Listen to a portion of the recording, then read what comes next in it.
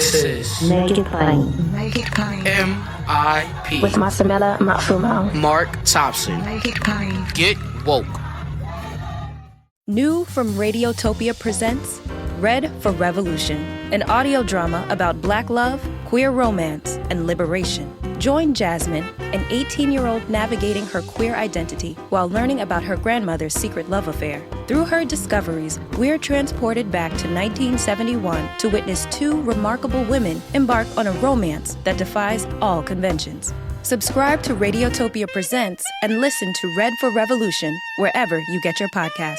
Ladies and gentlemen, welcome to another edition of Thursday Coast with the founder of the largest online progressive community there is, dailycoast.com. Marcos Melissas joins us from the left coast once again. Hey, buddy, how was your Thanksgiving? It was great. How was yours? Very nice, very nice. Very quiet. Spent some time with Reverend Jackson in Chicago, and he is recovering much better than people expected. So prayer does change things. We're thankful to everyone for that. Please keep him in your prayers. But yeah, it was cool, and watched with bated breath Tuesday night.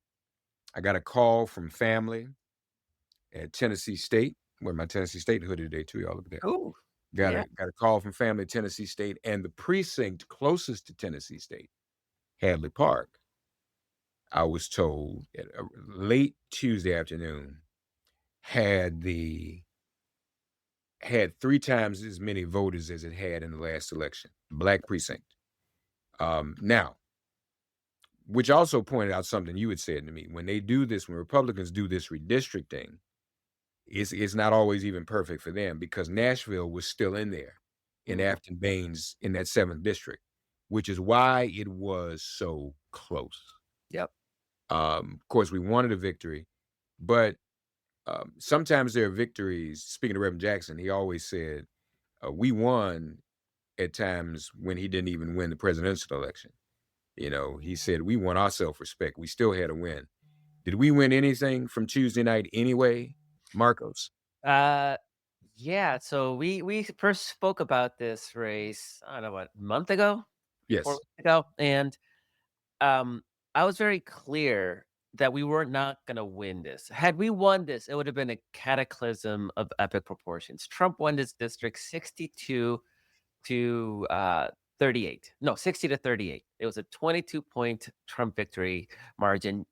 Those seats don't change hands, right? So the problem wasn't, are we going to win or lose? The question was, are Democrats overperforming Republican numbers, Trump numbers, and what does that mean for next year? So we saw in an election in November, in the off-year elections in New Jersey, in Virginia, in Georgia, and places like that, the Democrats just swept. They literally won everything on the map. They even won seats in Louisiana that nobody thought were even, or Mississippi that we didn't even know were like a thing, right? Because it was such a shocker. So we already knew that Democrats were overperforming, but we didn't have, we didn't think it was as dramatic as what Tennessee sort of showed us, right? So polling showed that the race was going to, within a few points. I never thought we were going to win. I didn't think it was possible to win that seat, but that wasn't the question. The question was going to be, what is the margin? Now, the Democratic candidate, she's not a DSA candidate, but she is about as, liberal as you get in a, again, 22-point Trump district. If there was a candidate that Republicans should have been able to run up the margins on, it was Afton. And not only they did not run up the margins, she lost by single digits. And I think I said it on the show. I'm pretty sure, I know I wrote about it multiple times, that Republicans needed to contain that margin. They needed it to be a 20-point victory, to be like, okay, there's no blue wave starting to grow ahead of 2026. I said if it was in the mid double digits, or like if it was in mid-teens, like 15%, Republicans were going to be concerned, but it was still going to be in the realm of like, this is not a 5-alarm fire. But if they had gotten to single digits, all bets were off. And that's what we saw. So we saw a 13-point Democratic shift. We saw that shift in every single county in that district, including the bloodest of blood red districts possible. There is a shift, a double-digit shift in every single county in that district.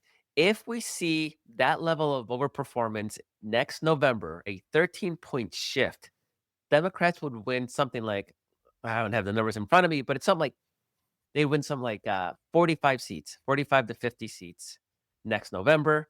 That would give them a like a 70 some point seat majority in the House. We absolutely take the Senate with that kind of margin. That's what Republicans are facing. So there's two consequences. One is Republicans are already starting to distance themselves from Trump. We're seeing this on the issue of Venezuela and the saber rattling in Venezuela. We're seeing this with Trump floated extending the ACA subsidies, and that was shot down by House Republicans. They're feeling emboldened to stand up to Trump. They're feeling that kind of pressure. They want to put some distance. So that's number one. Number two is that and this is all speculative at this point, but we've seen House Republicans tell the political media, with blind quotes, that a lot of them want to quit. They're unhappy being yelled at by Trump. They can't put any distance, or Trump screams at them on Truth Social and threatens to primary them. Like, they're done. Like, and it's not fun. They want to tap out. I think this makes that more likely. I absolutely think that this puts the final nail in the coffin of Indiana redistricting, because no incumbent Republican wants more Democrats in their district. And when you redistrict the state to open up more Republican opportunities, what you're doing is you're diluting existing Republican states, right? In a normal year, totally fine. This is not going to be a normal political year. So Indiana already was saying no, that's dead. I actually think Florida backs off now, because Florida was talking about doing a redistricting session in their legislature, I think in February of next year. At this point, I would be surprised if they go ahead with that, because again, no incumbent Republican wants to dilute. And when you're talking a 13-point shift, you're looking at safe Republican seats suddenly in play, just like we saw in Tennessee 7. And let's not forget that Tennessee 7, not only did Republicans only win it by single digits, they dumped in millions of dollars to hold that seat. They had to have Mike Johnson went up there and campaign. Donald Trump called in at a rally, right? They went all out to keep it just a single digit victory. They can't do that in all 435 seats next year. They can't do that in every R22, a 22-point Republican district. They can't do that. So they understand that their majority is on the line. I suspect a lot of them just are going to assume it's toast and are going to start heading for the exits. They're going to try to line up cushy jobs. And there is a very real chance, and this is not me saying it, this is an actual Republican telling Punchbowl News that they would not be surprised if Democrats take the majority before the term is out. Right. And that's what people were hoping Afton would have cut into that number, obviously. Yep. But look, that seat will be back up again. It was very close for comfort for them. The retirements, it helped me with something, Marcos. People who are retiring, and we know these ambitious people with egos, it has to be really bad for them to make their decision, that kind of decision, doesn't it? I mean, that has to show, you're not just giving up any job. I'm leaving the national legislature. I'm leaving the House of Representatives. I got to get gone. Yeah. That's, and I don't know whether tell me, do these people, whenever they make those decisions, do they have something cushy lined up for themselves? I mean, and but folks are like saying, yeah, I'm out in MAGA land, in this MAGA moment. This Tennessee 7 district was open because the Republican incumbent decided to go to a cushy private sector job. I think a lot of these people are looking right now, and they're heading for the exit. And it's it's decent money, but if you parlay the fact that you're a congressperson that you can get some real good money, right? Whether it's lobbying on K Street, whether it's running a university, whether it's like there's other opportunities that open up. I mean, it's a Mark, it's a good resume builder, right? It's and if you have connections in the government, that's valuable to private industry, whether it's Wall Street, whether it's energy companies, anything that needs sort of lobbying or government affairs type of work, you're going to be valuable in that world. So a lot of these people, I mean, clearly, I think there's no doubt that they're out there shopping their resumes and seeing if anybody will pick them up. And if the opportunity presents themselves, they'll bail. Like there's no loyalty. Trump has shown them no loyalty, and I think at this point they're increasingly over it. There are the MAGA true believers, right? But Marjorie Taylor Greene, she was a canary in the coal mine. I mean, if she's like, "I'm out. This is BS." Um, there's a lot of people who don't have her platform, who don't have her influence and her fundraising abilities and her fan base. Why are they sticking around? Like, what? You're one of 435. You get no Right. say in the matter. God Right. forbid you say something that even remotely rubs Trump the wrong way. He's going to come after you like you're the devil. Like it's just not fun anymore. And they're certainly not legislating. It's not like they're actually accomplishing things. I mean, that's another thing. If you're there, and you're actually pushing your agenda. That's something. But he's not even doing that. So there's only so much ego boosting you can get from that before you say like, I got better things to do with my life. I can either go make more money or I can legitimately go spend more time with my family because a lot of these people are old. Yeah, no, there are better things. So there are 3 Democratic open seats that need to be filled. So those are all going to be easy retentions. And we're going to have a House majority. I think it's three Republican seats, right? And if they have 5, 6 um, retirements in the coming 6 months, Democrats continue to overperform in special elections in this way, things could look a lot different. And it would be something, Mark, if like it would be. I don't think it's ever happened. Maybe it's happened in history, right? But I can't imagine of a single time when the House has switched parties without an election, without the November election precipitating that. That would be something. And Trump likes to talk about he's a record world holder at record holder at everything. I mean, that would be something if he it's the first president that precipitated a party control change in one of the chambers of Congress. Yeah. Wouldn't that be something? But that says a lot. Marjorie Taylor Greene has been a star. Never would have expected her to do what she did. For her to drop out and say, "I'm out." Yeah. If you're a regular schmegular, you got to think, well, what am I doing? I don't stand I don't stand a chance if the dude comes for me Yeah. or if I have an original thought on my part. Yep. So yeah, that's interesting. So again, folks, people were, and you did say, I remember you saying that we probably wouldn't win, but folk were hoping for it, of course. And she actually was a great candidate. She was, you're right, she's not Democratic Socialist of America, but she was right in the middle of the spectrum between Mamdani, I guess, and Abigail and Mikey. Um, but you know what I said about that. See, we got to get over our problems that we think we have. If an Abigail and a Mikey and a Zoran can win on the same night, Hmm. uh, we don't have that many differences with each other.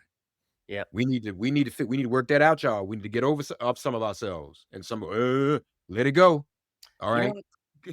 And because what's really terrifying for Republicans is that a lot of special elections turn out to be a turnout affair, right? This yes, is so Democrats have been overperforming in special elections, but it's because nobody knows it's an election time, and Democrats are much more motivated right now and will turn out at higher numbers. But then you get a general election, and then you get normal turnout, right?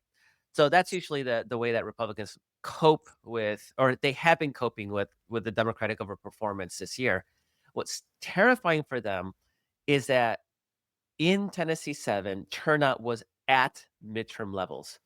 The Democratic performance was 110% higher than the last midterm, and Republican performance was about 90% of the 2024 or 2022 midterm elections. So you can't say like, it was a low turnout affair.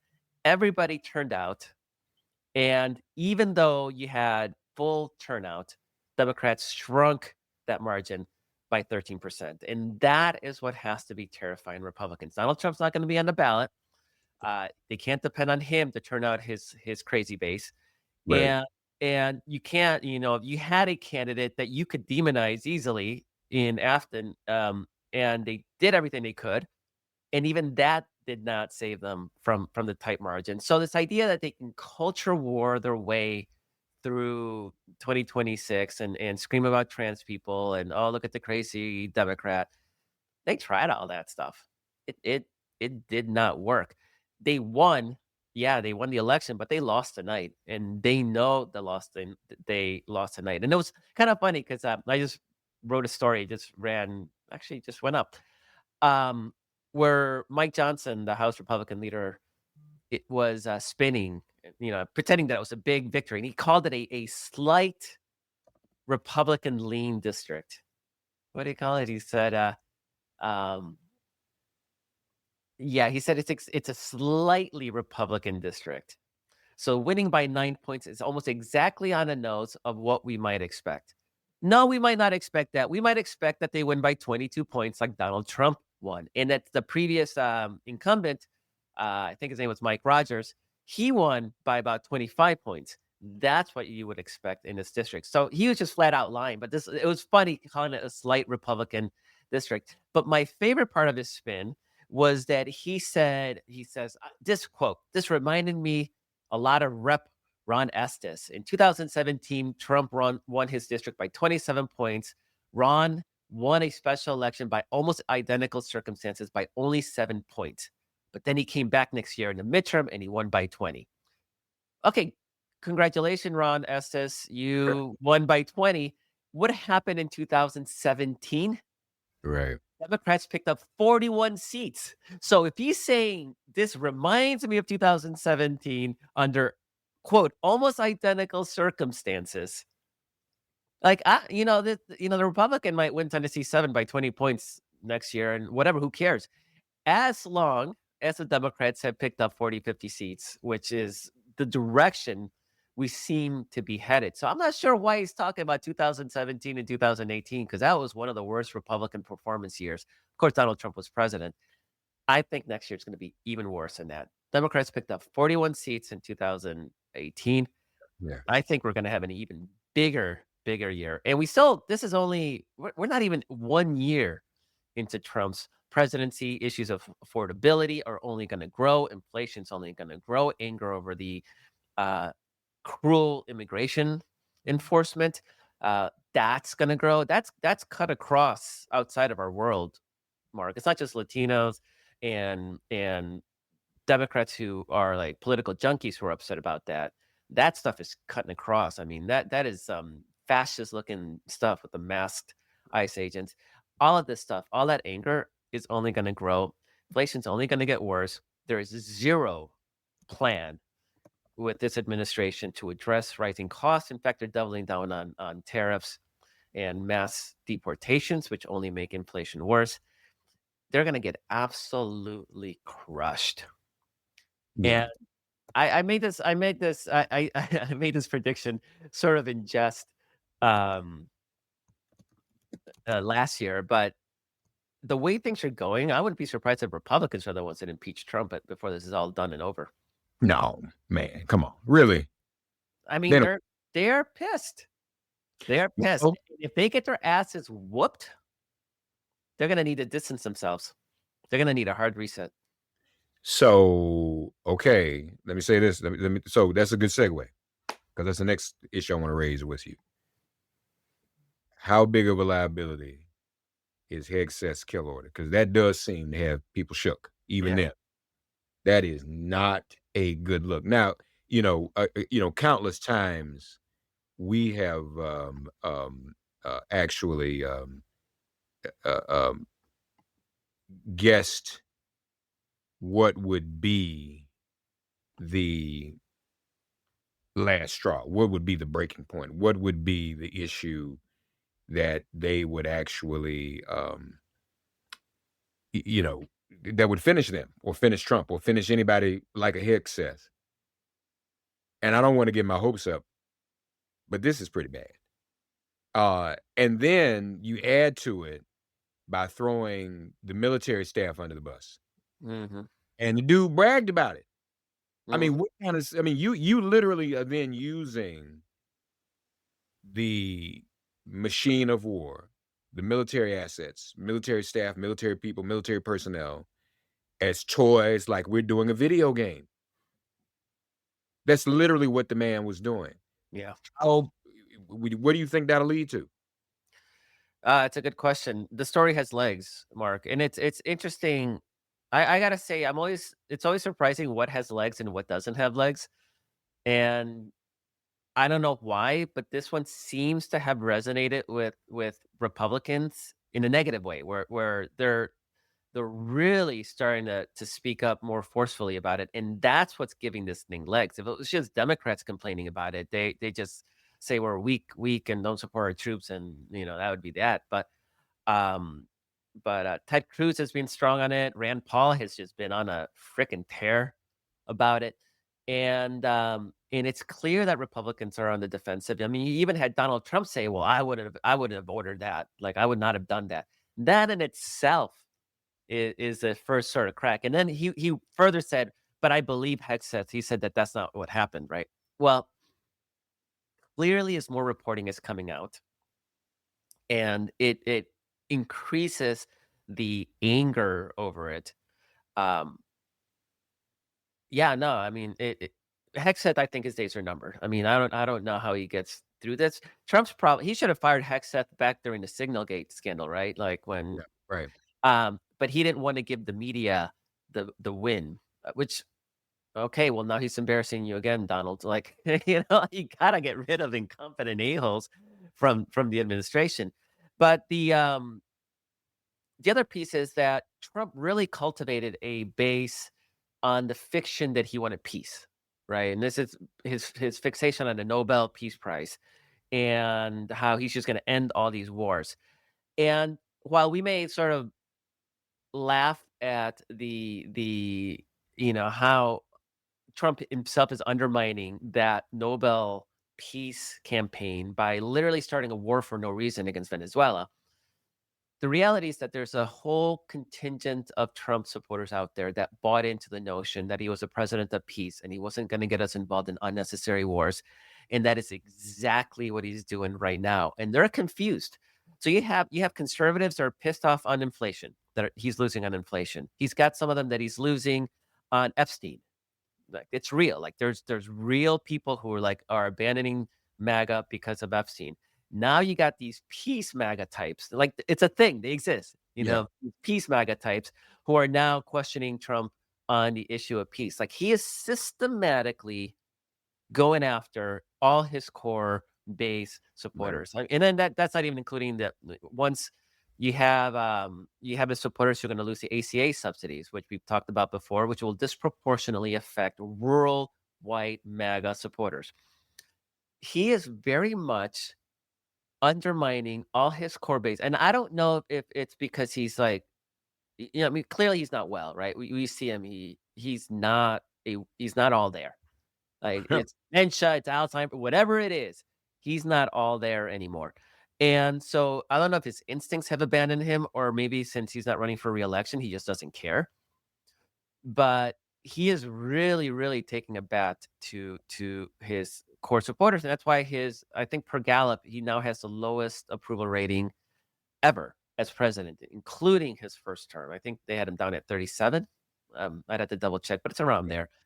And multiple polls have shown him at record lows, and it's there's still no bottom to that. Like he's still, those numbers keep inching down. Mostly, I would say, mostly because of inflation, but things like this are undermining his strongest supporters, and if they're not cheerleading him, I think it also hastens his floor. his numbers will drop because they kind of help prop that up, not just because of their individual support, but because they're the loud supporters in their group of friends and social circles and stuff. And if they're like, yeah, F this Trump guy, like he said he was for peace and now he's starting a war with Venezuela, that is going to fundamentally continue hurting his numbers. Yeah, yeah, yeah. Yeah, this is bad. This is, I want to, if I can, I'm going to try to share this. This is from Daily Coast, Emily Singer's piece. Hegseth could have killed troops with signal chat leak, and that is coming from the Inspector General's report, which says Department of Defense Inspector General's report on the Signalgate scandal reveals that Secretary of State Pete Hegseth's actions endangered the lives of American troops by revealing key military data. So what we're really looking at is someone who is a child, right? Who's pretty much in that space playing with what he thinks is a toy. Mm-hmm. That's very dangerous, Marcos. He he never run any organization, period, much less a $1 trillion Pentagon. And he doesn't have the maturity, he doesn't have the expertise, he doesn't have the skill, he doesn't have the temperament for a job. And you're right, everything has been a freaking video game for him. And um, even calling it the Department of War is a freaking joke. A name that that well-known woke liberal Dwight D. Eisenhower implemented. And it's like it baffles my mind how Trump thinks he deserves a Nobel Peace Prize, and yet he calls the Department of War and has been saber rattling and closing the airspace over Venezuela, and then saying no, that was a joke on Truth Social. And what's going on? What's going on? This is not. There's nothing about this that is logical, reasonable, intentional, none of that. And it's a problem for the world. Clearly it's destroyed our credibility, and it's going to destroy our credibility for generations. Who's going to trust us? We may have the most sober, reasonable, competent president, and the world's going to be like, yeah, but you're one election away from another Donald Trump. And you're right. They're going to be right. They're going to be right. You can't trust us. Yeah, it's scary. And instead of doing something about it, after Hegseth embarrassed Trump with Signalgate, like he doubled down on him. It makes no sense. Yeah. Well, probably because he knows. I mean, who else does he can't jettison and sideline everybody. We don't see JD Vance at all anymore. I mean, he just doesn't, which if you notice, that started back during the campaign after the having sex with the sofa story got big. He was sidelined. Y'all check me on that. Check me. I'm telling you, that's what happened. And I can imagine dude was like, yo, y'all didn't tell me about the sofa. Did y'all vet the sofa? And Trump probably lost it. So Hegseth, if you jettison Hegseth, I mean, how many sycophants do you have left? Before even some of them start pulling a Marjorie Taylor Greene and also start pulling what some others are doing, saying, I'm out of here. I can't deal. Yeah, there's lots of rumors that Kash Patel is on the hot seat over at the FBI. Right. Yeah, because I mean, really, he can't get rid of both of them in the same week. Because right now, Cash is they probably have skates on him today. We can see that coming. That's just not going to work. Yeah. So you can't. He's got to do something. You're going to get rid of the FBI director and the Secretary of Defense in the same week. That is a true reflection. In the same day, that is a true reflection. So you got to say with Pete a little longer because you need a couple more days to get Cash out. Then maybe in New Year you can get rid of Pete. Yeah, but you can't order. And that's not a rumor. The man said, "Kill them all." Yeah. Yeah. And it's what happens when you hire the worst people for the job. they don't even have the self-awareness to go like, "Oh, crap, like, I'm now a liability to the president that I support. Maybe I should resign and come up with some cover story about spending time with my family and spare this president that I love so much this much aggravation and embarrassment." They clearly don't think that No, no, because they're and all they don't get it, and they don't understand politics and news. So that's how it happened in the old days, folks. You ease on it. Oh, I don't want to be a burden. I don't want to be a distraction, and it is out of the news cycle within an hour. yeah, This especially news this cycle. cycle. Yes, So what'd you say, Marcos? Say it again. this cycle, like, yeah, I Yeah, mean, it's we gone. this fan of nothing. It just so let me tell you, I learned some of the. I mean, we know the news cycle is rabid right now and carnivorous, and it just y'all. One of the greatest movie actors in history died. Robert Redford. It was in the news cycle for like an hour. Think about that, Marcos. Yeah. I mean, I respect Robert Redford. He's a good actor, but he's he's not somebody I worship, so to speak. But I feel kind of bad. I was like, whoa, y'all don't even care about Robert Redford. What chance do Marcos and I, who never started in the movie, how long are people gonna talk about us when we're gone? That's scary. So yeah, man, you resign today, Pete, and you might be able to get a job somewhere. You still get the alcoholism Yeah, allegations. yeah, you think back He's on still fun. gonna be accused of alcoholism. He's probably drunk. We say, kill them all, kill them all. And see, what's worse about this is, you know, military shouldn't obey those orders. So I do disagree with those who follow through with that. But I'm thankful for those who snitched on it. Mhm. See, they could have just said, we're not gonna do it. But it sounds like slick. Is what you want? Got it recorded. It's everywhere. Yeah. Cash with the girlfriend and giving her security. Yeah. And he's showing up at press conferences saying crazy statements you can't even see over the podium. No, this is it's got something has to happen. Before we go, I must because we do behave badly sometimes. For fun. Have you all seen Marcos's headline for the Tennessee 7 is really it's Marcos, it's on brand. So here's his headline when he wrote about the Tennessee 7 as it happened, y'all. And he's kind of summed it up today. There. The GOP is effed in 2026, y'all.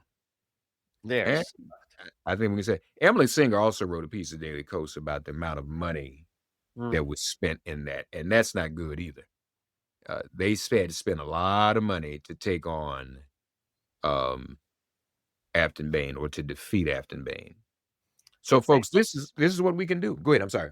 Yeah, no, I was gonna say, if they have to spend that much money to defend a Trump 22-point district, they don't have enough money to go to hold the House. Not even close. Yeah. And that's even including with the Supreme Court slow walking the decision on the Texas redistricting, because that is clearly unconstitutional based on conservative precedent. Right. So what they're trying to do is the candidate filing deadline is in 1 week. I think it's on Monday or next Tuesday. And I Oh, think wow. Really? Okay. and they're trying they're trying to slow walk the temporary hold on that decision until after the candidate filing deadline. So they can say like, oh, too late for us to do anything about it. We'll just make it illegal next time. So again, this is the Republicans on the Supreme Court putting their finger, but even that may not be enough.